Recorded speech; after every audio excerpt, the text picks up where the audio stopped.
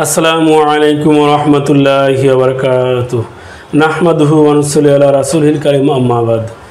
Dear friends, আশা করি প্রত্যেকেই ভালো আছেন। আলহামদুলিল্লাহ, আমিও ভালো আছি। তো বন্ধুরা, আজকে খুবই সিম্পল একটি বিষয় নিয়ে আলোচনা করব। বিষয়টি সিম্পল হলেও এটি কিন্তু অধিকাংশ কিশোর, অধিকাংশ যুবকদের জন্য এটি একটি ভয়ের একটি বিষয়, আর তা হচ্ছে স্বপ্নদোষ। তো বন্ধুরা, এই স্বপ্নদোষ নিয়ে যেন হাজারো ব্যবসা চলছে, রমরমা ব্যবসা।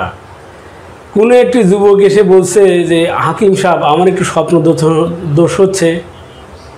ও, এটি তো অনেক ভয়ঙ্কর একটি রোগ, আরে ঔষধ সেবন করো, ঠিক হয়ে যাবে। তো বন্ধুরা, এই স্বপ্নদোষ একটি ন্যাচারাল প্রক্রিয়া। একটি পাত্র যখন পানি দ্বারা পরিপূর্ণ হয়ে যায়, কিছু অংশ চুইয়ে বা উপচে পড়বে, এটি স্বাভাবিক।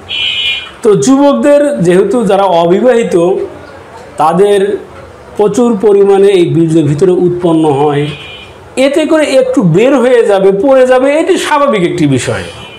সপ্তাহের ভিতরে যদি 4 দিন পর্যন্ত হয়, আর আপনি যদি শরীরে খুব দুর্বলতা অনুভব না করেন, তো বুঝবেন এটি আপনার স্বাভাবিক প্রক্রিয়া। আর যদি 4 বারের অধিক হতে থাকে আর আপনার শরীরও দুর্বল হতে থাকে, তখন আপনি কোনো একজন বিজ্ঞ হাকিমের সাথে শরণাপন্ন হয়ে একটু চিকিৎসা নিতে পারেন।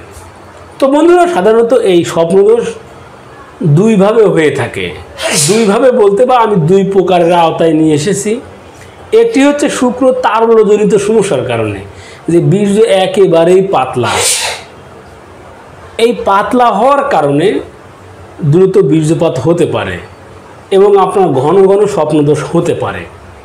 আর একটি হচ্ছে আপনি যুবক মানুষ, আপনার কামাগ্নি প্রজ্বলিত হচ্ছে বেশি থেকে বেশি, ভিতরে প্রচুর পরিমাণে চাহিদা, এর কারণে স্বপ্নদোষ হতে পারে।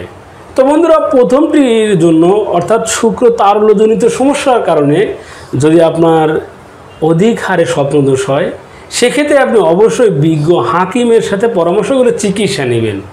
তবে আপনার এই 4 বারের কথা বলেছি, 4 বারের অধিক হলেই সমস্যা।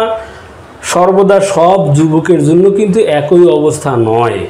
কারো শারীরিক ফিটনেস অনেক ভালো, অনেক উন্নত সুঠামদেহী, তো তার 12 হতে পারে। এতে যদি সে শারীরিকভাবে দুর্বলতা বোধ না করে, স্মৃতিশক্তিতে কোনো সমস্যা না হয়, গিরায় গিরায় ব্যথা অনুভব না করে, সেক্ষেত্রে তার কিন্তু এটি কোনো সমস্যা নয়। আর কামাগ্নি প্রজ্বলিত হওয়ার কারণে যদি এটি হয়ে থাকে, সেক্ষেত্রে বলবো যে দেরি না করে এটির সবচেয়ে উত্তম চিকিৎসা হচ্ছে বিবাহ করে নেওয়া। আপনি বিবাহ করে আপনি এই স্বপ্নদোষ থেকে মুক্তি পেতে পারেন।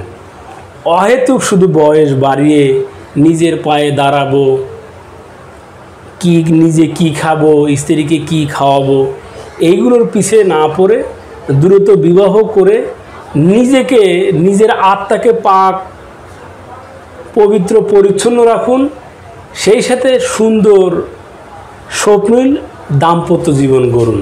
তো বন্ধুরা, এবার আসা যাক যে যাদের এই স্বপ্নদোষ খুব বেশি থেকে বেশি হচ্ছে, রোগের পর্যায়ে পৌঁছে যাচ্ছে, তারা কি সেবন করলে এই স্বপ্নদোষ থেকে মুক্তি পাবেন।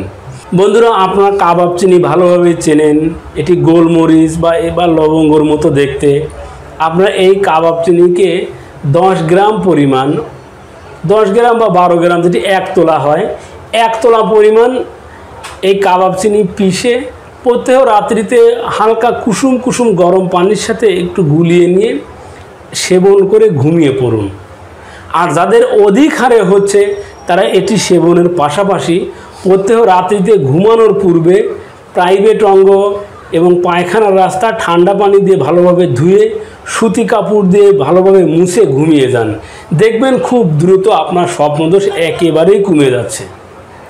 তো বন্ধুরা, এই ছিল আমাদের আজকের আলোচ্য বিষয়। আমার আপনার চারপাশে যে সকল ভেষজগুলো ছড়িয়ে ছিটিয়ে রয়েছে, সেই সকল ভেষজ গুণাবলী সম্পর্কে জানতে চোখ রাখুন আপনাদের প্রিয় ইউটিউব চ্যানেল অল টাইম ওকেতে। সেই সাথে আমাদের এই চ্যানেলটিকে সাবস্ক্রাইব করে আমাদের সাথেই থাকুন। ধন্যবাদ সবাইকে।